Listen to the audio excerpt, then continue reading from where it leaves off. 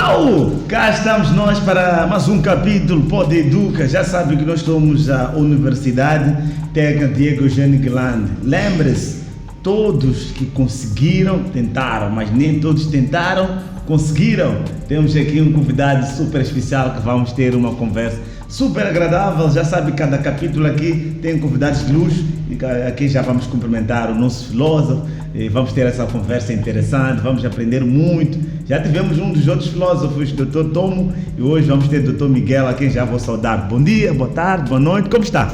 Muito bom dia, estou bem, não sei do seu lado. Está tudo bem consigo? Está tudo bem. O ser, como se diz, o ser está tudo bem? O ser está tudo bem. Que bom. Que bom. Dr. Miguel, quem é Dr. Miguel? Bom, em linhas mais simples, eu hoje me compreendo como um jovem atrevido. Ok. Uma pessoa que aprendeu muitas coisas, mas acima de tudo, vive com uma consciência de que a melhor coisa de viver é enfrentar os seus medos. Ei. Então, a minha vida... filósofo, preste atenção aí, sim. A minha vida é sobre isso. Entendo também que não é só enfrentar os seus medos no sentido de ser corajoso, okay, mas existem alguns elementos que precisam ser identificados para conseguir viver a vida dessa forma. Um desses elementos é identificar o seu propósito de vida. Ok. Viktor Frankl já dizia que o ser humano que identifica o seu propósito de vida suporta coisas humanamente insuportáveis. A sério? Exato. São pensadores, vamos hoje pegando aqui e você aproveita também a aprender nesta sapiência, porque a ideia com o podcast é mesmo aprender. Queremos com que, mais uma vez, sejam os nossos principais convidados. Nós somos a Universidade Técnica Diego Eugênio Guilaine. Já ouvimos muito bem quando ele falava, portanto, dos desafios, dos medos. Estamos a aprender e ele está a filosofar, aprende as filosofias.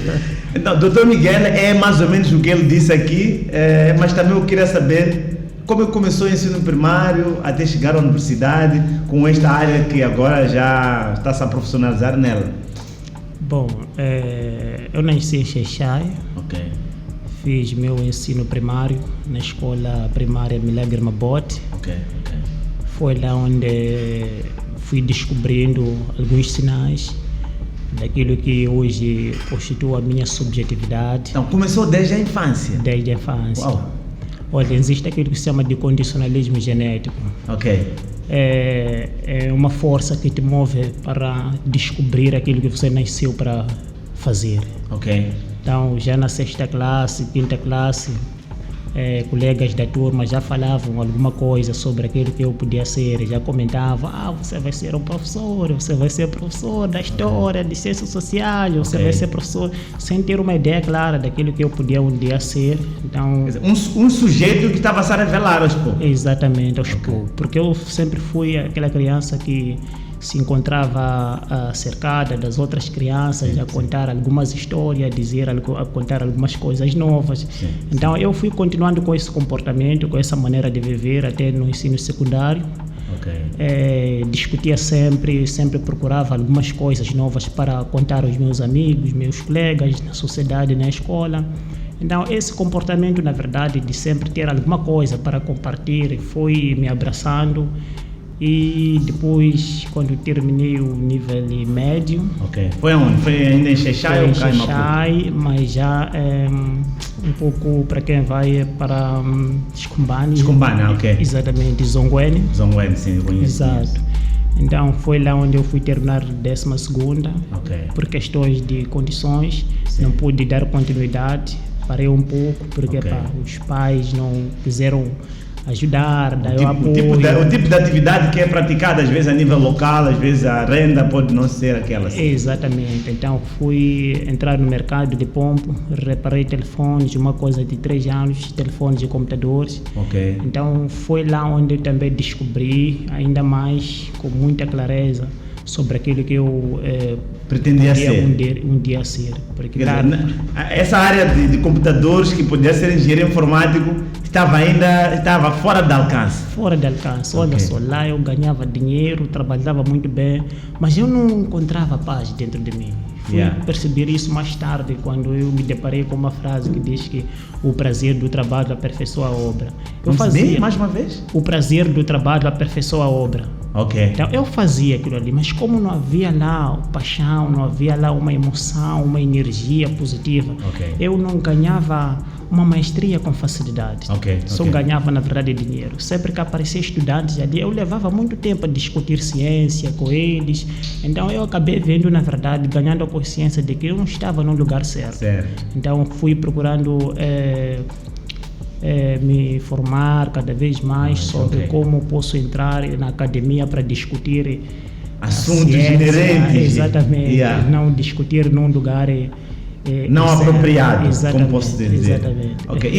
E chegou à faculdade, na Universidade Pedagógica, na qual abraçou, fez este curso. Qual é a área na qual especializou-se? Eu, na verdade, fui me especializar na área de filosofia. Filosofia. Exatamente. Como docente ou apenas como um filósofo? Porque às vezes há quem diz que faz filosofia para ser professor de filosofia ou para ser professor de história. E conforme o doutor me falava, diz que os filósofos podem ocupar muitos cargos, mesmo na Assembleia da República, entre outras áreas. Como é que foi isto? Bom, a priori não era mesmo de querer ser professor. Eu sou professor de natureza, gosto de ensinar, gosto de dar instrução, mas eu sempre também gostei da filosofia, porque a filosofia é uma forma de viver, é uma forma de olhar para a realidade, não como os outros conseguem enxergar, mas de uma forma um pouco diferente e tentar, de certa maneira, despertar a consciência coletiva. Eu sempre gostei de chamar a consciência para outras coisas que as pessoas não conseguem ver. Então, encontrei, na verdade, um espaço, filosofia, encontrei esse fértil para si. Para poder exatamente caminhar. Uau! Hoje, é verdade. Depois desse processo, hoje eu quero conversar consigo de um assunto muito interessante. Eu sei que, como a filosofia é área social e a educação também é uma área social, a questão da educação e deseducação. Somos educados na academia, mas percebemos que os mass medias, as redes sociais, parece que há uma deseducação. Pode nos contextualizar na área da filosofia, mais ou menos nos dar essa sapiência? Bom, a filosofia ela tem como papel principal refletir em torno dessas questões. Porque na verdade parece que identificamos aqui um paradoxo, no qual o sujeito é educado na escola, mas o mesmo sujeito sofre o processo que podemos chamar de deseducação na sociedade. Portanto, aqui há uma necessidade de chamarmos a consciência da cooperação dessas duas entidades. Do outro lado estamos a falar da escola e do outro lado estamos a falar da sociedade. Esse sujeito, como dizia Karl Marx, que o sujeito é uma construção social. Ele só fica um pouco na escola, um pequeno intervalo na escola, de tempo, mas ele vive dentro de uma sociedade e existem elementos que permeiam, que constituem na sua própria construção. Então é necessário não só procurarmos educar esse sujeito na escola, mas procurarmos também entender a influência sobre esse sujeito no espaço social, no tecido social. Porque de natureza o homem é um ser social. É um ser social. Então, essa educação na qual nós aprendemos e na qual nós somos transmitidos na universidade, na escola, acaba não tendo espaço na sociedade. O que é que acha? Exatamente.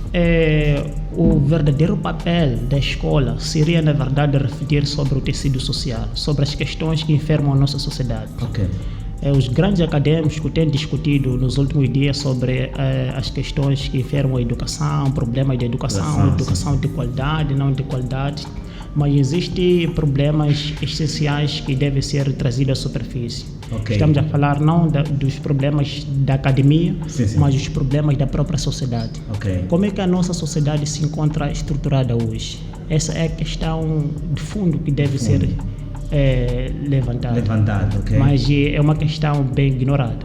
Então nós precisamos começar a olhar para a própria sociedade, como é que ela se comporta, como é que ela está estruturada. Vivemos hoje numa sociedade permeada pelos princípios de entretenimento, pelos princípios da distração, e esses princípios na verdade promovem... Não podemos dizer que o entretenimento é distração. Exatamente. E esses princípios na verdade promovem a distração, o desperdício voluntário dos talentos, onde o jovem, na verdade, vive fora da sua consciência plena. Ok. E esse estuda na escola, aprende na escola, mas quando chega em casa, não só não encontra o tempo para fazer TPC, como também não encontra um espaço livre para lembrar daquilo que ele estudou. Ok. Vivemos uma era onde assistimos o desaparecimento da pausa. Ok. Não existe mais a pausa. O sujeito está constantemente ocupado. Mas a fazer o quê? Essa é a questão principal que nós devemos colocar. Ok. Então, nós precisamos, na verdade, refletir não só a academia, mas também o tecido social, a sociedade no seu todo. Tudo. Uau! Ainda há um tempo de sapiência, vamos para um breve intervalo e quero mais uma vez agradecer a todos que estão a meter as suas publicidades, continuam a meter, é um espaço sério. Nós somos a Universidade Técnica Diego Eugênio Guilherme, estamos na Avenida das Indústrias, Paragem Centro. Você pode nos localizar fisicamente ou através das nossas redes sociais UTDEC. Obrigado, depois disso, daqui a nada voltamos. Uau!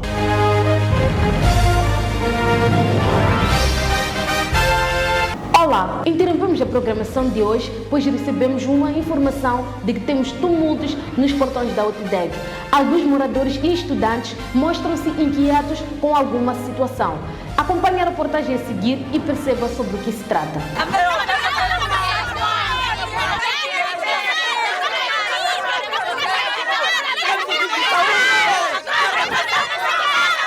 A nossa universidade foi invadida por vários estudantes e comunidade que está inquieta com alguma situação. Vamos aproximar e procurar perceber o que lhes deixa tão indignados e perceber de perto o que podemos fazer para ajudar. Boa tarde. Justo isso aqui, nós queremos serviço de saúde. Boa tarde, como está? Não estou bem, tia. Eu quero serviço de saúde, quero renovar minha carta. Essa feira não chega, tia. Estou a pedir, afinal é quando? Caducados lá em casa. Afinal feira é quando? Meu Deus, essa é a grande preocupação que os estudantes têm. Eles reclamam da feira que não inicia. Eles estão com sede da feira de abertura do ano acadêmico. Temos aqui um responsável que vai dar a eles orientações de como prosseguir. Por favor, acalmem-se. Boa tarde, senhor. Muito boa tarde. Estou aqui com estudantes, vizinhos, moradores daqui e estão a reivindicar a feira, mas eu estou a informar a eles que a feira é no dia 9 de abril, que vai começar das 9 às 16 horas, mas eles querem feira hoje, enquanto isso não vai ser possível. Este é o maior motivo da inquietação dos moradores e estudantes da universidade. Eles clamam pela feira de abertura do ano acadêmico a decorrer no dia 9 de abril de 2026. Não aguentam mais esperar, eles estão impacientes. Por hoje ficamos por aqui, voltamos em breve com mais informações e atualizações. Queremos já a feira, queremos já a feira, queremos já a feira, queremos já a feira, queremos já a feira, queremos já a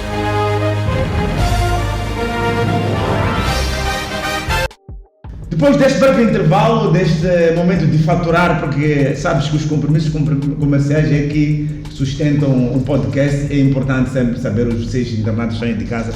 Continuamos. A questão do tecido social, que é a sociedade e a própria educação ou a própria escola, há um confronto aqui, podemos assim dizer, porque o que acontece é que nós temos que existe a agência de socialização, que é a própria sociedade, é a própria escola e também é a própria família. Então, aqui parece que há um paradigma que tem que ser desvendado. Exatamente. Não encontramos uma cooperação entre a academia e a sociedade. O que tem que ser feito? A academia, na verdade, ignora a sociedade. Não coloca a sociedade quanto objeto do seu estudo. Não procura refletir sobre as questões macros que enfermam a nossa sociedade. E se fecha. Há uma pequena autonomia que a academia se dá. Se fecha, não reflete a sociedade. O que é que nós precisamos compreender? Nós precisamos compreender que a educação não é um processo de transmissão do conhecimento, como se tem dito, mas é um processo de formação do sujeito. E esse sujeito se encontra onde? Nasce onde? Ele está dentro de uma sociedade, cresce dentro de uma sociedade, se faz até se conhece dentro de uma sociedade. Então nós precisamos compreender os problemas de base que caracterizam esse sujeito, que ele vive dia após dia com eles, quais são os seus comportamentos, e superarmos essa consciência de procurarmos o culpado. Tem-se falado muito sobre o culpado da educação. É um ministério? É um ministério. Não. Nós temos que, na verdade, termos essa consciência de nos culparmos todos. O que é que eu faço para uma educação melhor? Ok. Além de fazer uma crítica sobre não há uma educação de qualidade em Moçambique, não existe educação de qualidade, mas o que é que eu faço para uma educação de qualidade? Enquanto sujeito que faz parte de uma estrutura social. Então isso na verdade passa necessariamente por ganhar uma consciência de que eu, enquanto sujeito que faz parte de uma estrutura social, tenho que participar. Dá contributo. Exatamente, eu tenho que participar. Porque eu costumo dizer que não existe uma coisa grande em si, toda grandeza é a junção das coisas pequenas. E há uma necessidade de uma cooperação. Nós temos que trabalharmos todos dentro desse processo que nós tanto almejamos, que é uma educação inclusiva, uma educação de qualidade. Se formos a ver, vamos perceber que cada vez mais que se fala dessa educação de qualidade, parece que estamos a fazer um grande labor científico para uma deseducação, porque o que nós assistimos são quase mazelas, problemas sérios e crônicos dentro dessa instituição que se chama educação. Sim, porque eu quero perceber, hoje em dia nós somos educados, somos transmitidos conhecimento a nível da universidade, mas olhando para a sociedade em que eu estou inserido, começo a ver talvez algo desviando no sentido dos mass medias, a proliferação de algumas informações não que transmitem a moral. Exatamente. Como é que nós podemos ultrapassar essa situação? Bom, a própria lógica que caracteriza os tempos modernos justifica um pouco, influencia esses comportamentos. Encontramos um professor que na sala de aula ele promove valores, ensina sobre a ciência e sobre as boas maneiras, mas o mesmo professor tem uma conta no Facebook e TikTok onde promove a distração e alguns comportamentos não bons. Então há aqui um paradoxo, há aqui uma duplicidade do sujeito. Do outro lado, ele desempenha... Aparenta uma coisa que não é. Exatamente. Não há aqui uma coerência. Então é um problema de base que nós precisamos refletir em torno dele. E parece que o que é nocivo ou o que é tosco viraliza mais. A lógica da monetização, isso se chama na comunicação de marketing do absurdo. Que diz que marketing do absurdo. Marketing do absurdo. Miguel. Essa técnica diz que todos os eventos geracionais têm maior poder de penetrar no inconsciente social. Então é isso que faz com que as pessoas que entendem sobre essas técnicas costumam fazer coisas ilógicas e irracionais para viralizar. As coisas boas, racionais, dificilmente penetram no inconsciente social, dificilmente viralizam no tecido social. Então aquelas coisas sem sentido são aquelas coisas que com maior facilidade viralizam. Razão pela qual essa lógica, na verdade, tem perpetuado essa inconsciência, as práticas não boas na sociedade. Em nome de monetização, de like, de seguidores. Então nós precisamos, na verdade, repensar nessas novas manifestações da vida contemporânea. E não esquecermos também do pacote axiológico. Eu sempre tenho falado da moralidade. Nós temos que promover os valores dentro da nossa sociedade. Nós temos que refletir o tecido social no seu todo, em detrimento de qualquer ganho que as redes sociais podem nos proporcionar. São elementos cruciais para serem refletidos. Acha que a academia está a fazer sua parte? Não está, conforme dizer, há muita exclusão no sentido de dizem que eu tenho que ir à academia para aprender, para servir a sociedade. Isso está a acontecer? Isso pode acontecer, acontece em certas pessoas, não em todas as pessoas. Existem pessoas que vão para a academia para estudar, existem pessoas que só vão para a academia para ter certificado para conseguir trabalhar. Então nós precisamos, na verdade, mudar a mentalidade. As pessoas precisam ir à academia com o objetivo de desenvolver e de contribuir na sociedade.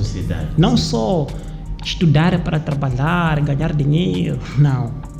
Você deve estudar. O dinheiro pode ser resultado, sempre mas dinheiro, não a prioridade. Exatamente. Sempre o dinheiro é a consequência de um trabalho. Ok.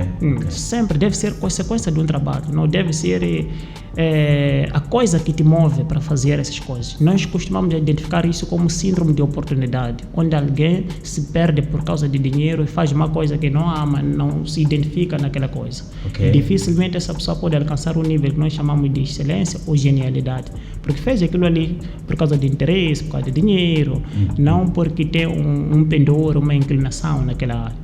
Então nós precisamos compreender e olhar a academia na sua dimensão mais plena. A academia, ela deve dialogar com o social.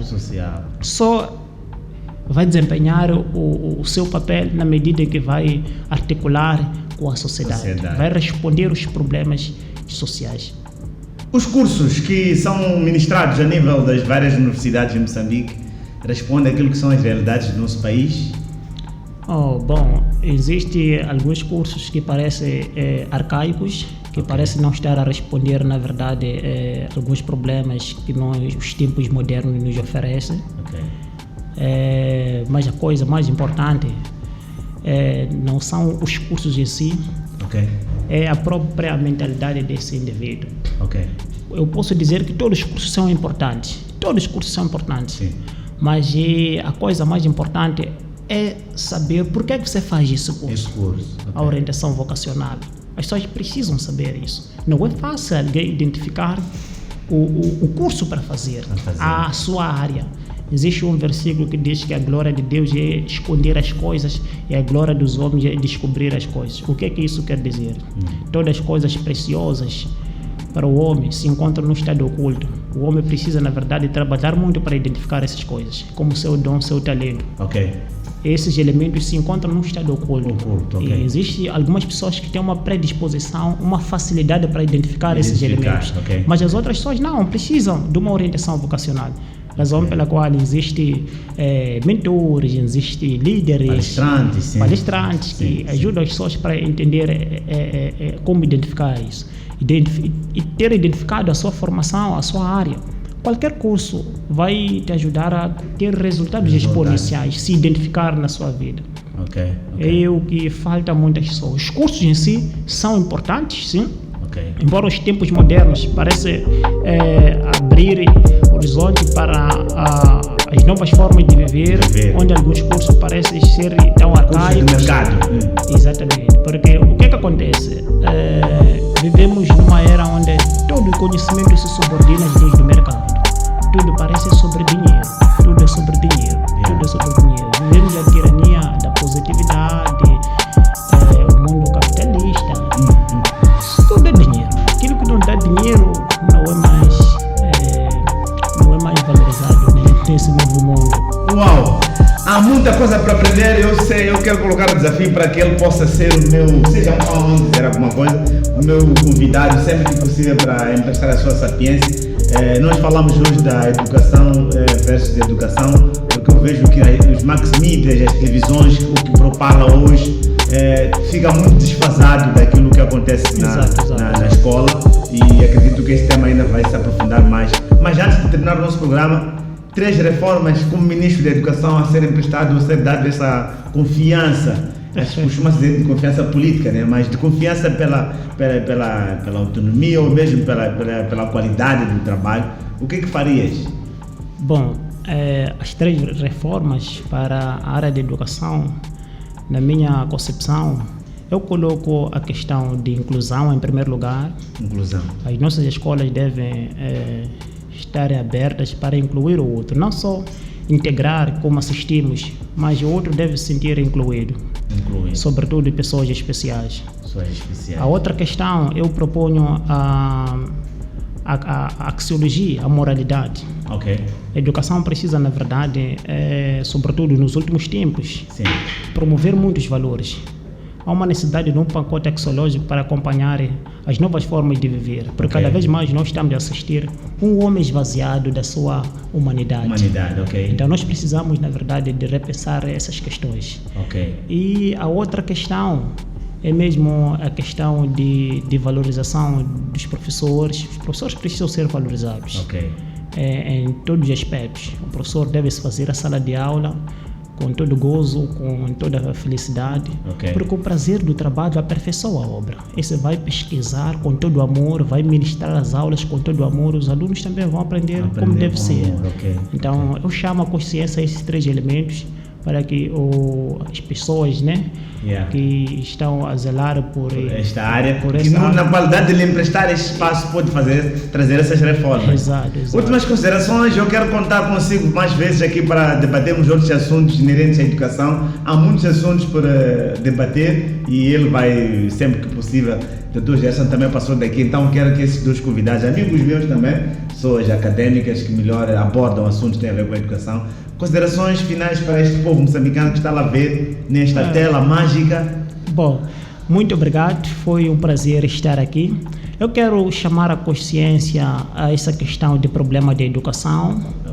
A gente deve procurar deixar ou abdicar essa mentalidade de procurar quem é culpado pelas mazelas da educação, mas olharmos esse problema como o nosso problema, sairmos dessa questão de vitimização e chamar também a consciência dos arquitetos da mídia social para não promover a distração, para contribuir também para a construção do tecido social. A educação, na verdade, não é só o Ministério da Educação que se responsabiliza por isso. Todos nós estamos dentro desse processo da construção da sociedade. Então, em linhas simples, eu queria mesmo chamar a consciência a essa questão de que nós todos podemos participar dentro desse processo da construção social. Muito obrigado, foi um prazer enorme estar aqui.